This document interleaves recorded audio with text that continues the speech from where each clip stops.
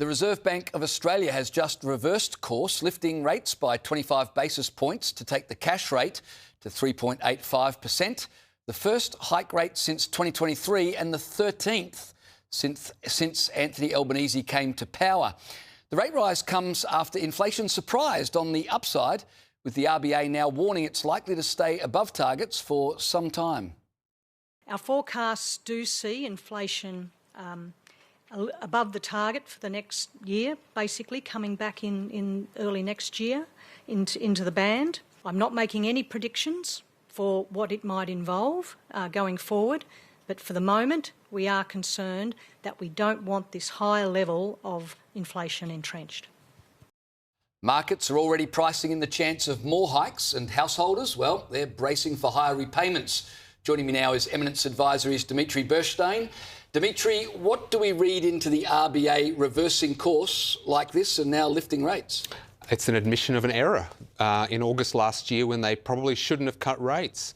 The inflation rate hadn't stabilised within the band, and it was probably a mistake, and it gave licence to the Commonwealth and state governments to keep their foot on the spending pedal. Do you believe this is the start of a new cycle of rate hikes? Should mortgage holders brace for further increases? Sadly and for sure. If you look at the RBA statement, their forecast is predicting, their forecasts say interest rates will be 4.3% next year. Take that for what you will, but inflation is expected to be above band for quite a while, and if the governments of the Commonwealth Government and the state and territory governments keep spending, it's only going to keep getting worse. Well, the RBA said inflation would be above target, or as you said, above band for some time. That's a direct quote from them. So really they are hinting to the public, brace for more pain, aren't they? Yes, they are. It's sadly so. It's all, if the treasurers would pay attention, it's also a hint to them to not just address their spending, but to reform the economies.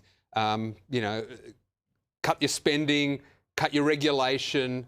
Get out of the way of the private sector. I mean, when the treasurer says, inflation's driven by a boost in the private demand, he's basically saying that the private sector's not getting out of the way of the government fast enough.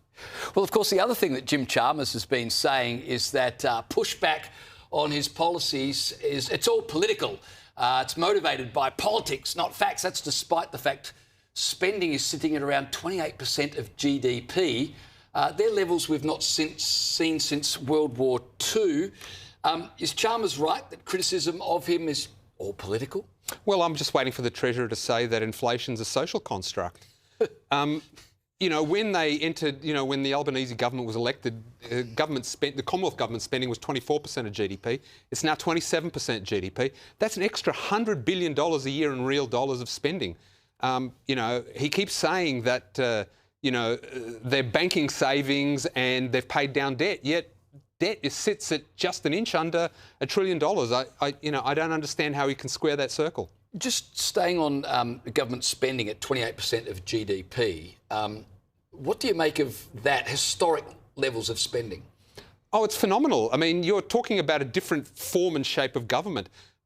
We're talking about when there was a lot of government services that were considered, that have since been privatised or commercialised, that used to be counted in government spending. So it's amazing the transformation of the Australian Commonwealth budget into one big giant redistribution machine. And yet the Treasurer today was blaming private spending for causing inflation to rise and get out of control. Absolutely, and he's just basically saying the private sector's not getting out of the way of government fast enough. They're demanding, they want the labour that the government is taking from them. Dimitri, always good to talk with you. Thanks for giving us your insights this evening.